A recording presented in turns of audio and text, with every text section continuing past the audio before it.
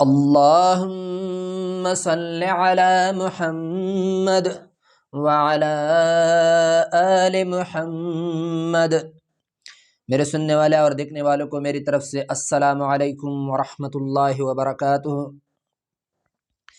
جو بھائی بہن صحیح طریقے سے قرآن مجید تجوید کے ساتھ پڑھنا اور سیکھنا چاہتے ہیں اور مکمل قرآن مجید اردو ترجمے کے ساتھ سیکھنا چاہتے ہیں تو یہ چینل ان کے لیے ہے۔ چینل کو سبسکرائب کر لے اور ہمارے ساتھ اسباق میں شریک ہو جائے۔ قرآن مجید اللہ کی عظیم کتاب ہے اور اس کا صحیح طریقے سے پڑھنا ہر مسلمان مرد اور عورت پر فرض ہے، واجب ہے، ضروری ہے کہ ان کو صحیح طریقے سے پڑھے، کہ ان کا معنی صحیح ہو۔ اگر حروف صحیح نہ ہو تو اس کے ساتھ معنی غلط ہو جاتا ہے۔ اس کی وجہ سے تجوید کے ساتھ قرآن مجید کا پڑھنا بہت ضروری ہے۔ آئیے سبق کی طرف۔ تختی نمبر 10 کے بعد ہم تختی نمبر 11 میں شروع ہے۔ آج ہمارا تیسرا سبق ہے تختی نمبر 11 کا، جزم کے بارے میں، حروف کو آپس میں ملانا اور پھر الفاظ کو آپس میں ملا کر جملہ بنانا۔ اعوذ باللہ من الشیطان الرجیم، بسم اللہ الرحمن الرحیم۔ آج ہم پڑھیں گے حبل خسر حلقا سبحا سبقا۔ اس کا ہم ہجا کریں گے۔ پہلا لفظ ح با زبر حب، ح با زبر حب۔ یہاں ح ایک ہے ہ اور ایک ہے ح۔ ح کو گلے پہ زور لگا کے ہا ادا ہو جاتا ہے، کوشش کر لے ہا ادا نہ ہو جائے، ہا پھر اس کے ساتھ قرآن مجید کا معنی غلط ہو جاتا ہے۔ تو ہا با زبر حب، لام دو پیش لن، حبل حبل حبل۔ وقفاً جب ہم اس پہ وقف کریں گے قرآن مجید میں آ جائے اور ہم سٹاپ کرتے ہیں حبل حبل حبل۔ اگلا لفظ یہاں خا، یہاں خا ہے اور خا موٹا کر کے پڑھا جائے گا، گلے پہ زور لگا کے، جیسے بندہ کانستا ہے، بلغم خارج کرتا ہے، اس طرح گلے پہ تھوڑا زور لگا کے اس کو ادا کریں گے۔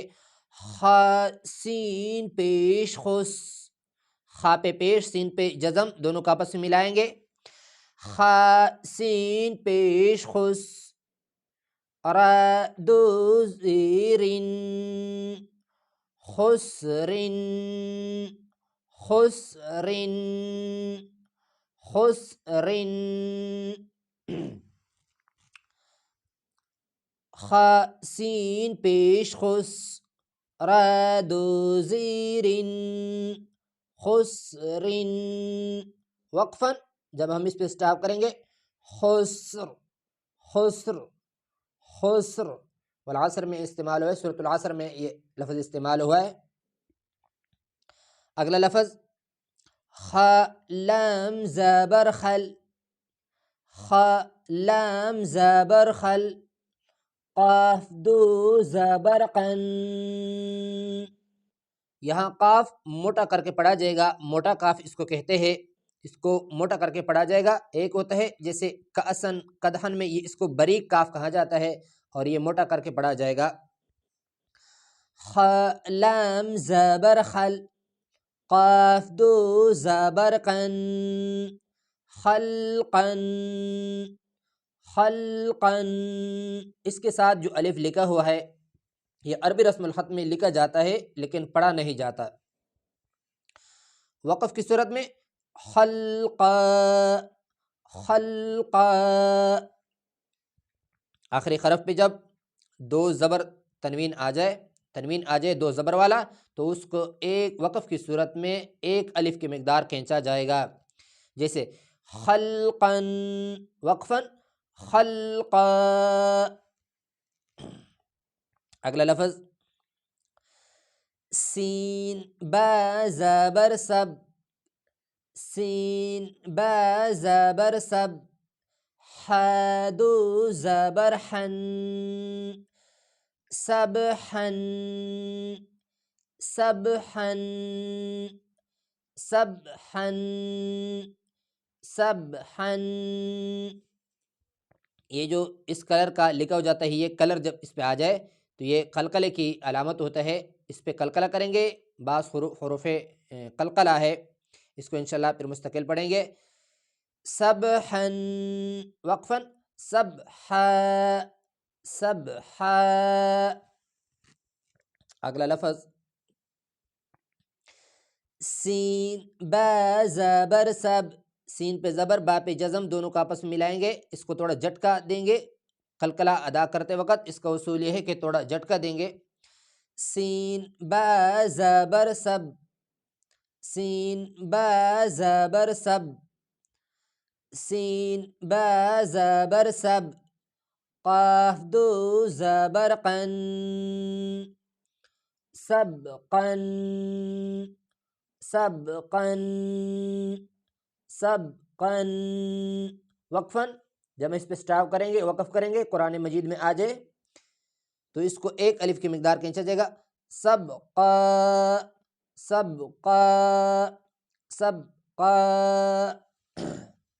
دوبارہ سب کی ہجا سنیں۔ حبل حبل وقفن، حبل، خسر وقفن، خسر، خلقا وقفن، خلقا۔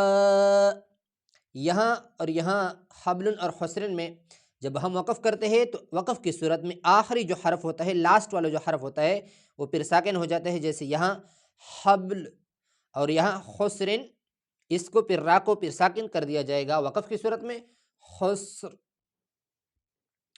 خلقا وقفا، خلقا خلقا۔ سبحا سبحا سبحا سبحا۔ سبقا، سین سٹی کی آواز کو پیدا کریں۔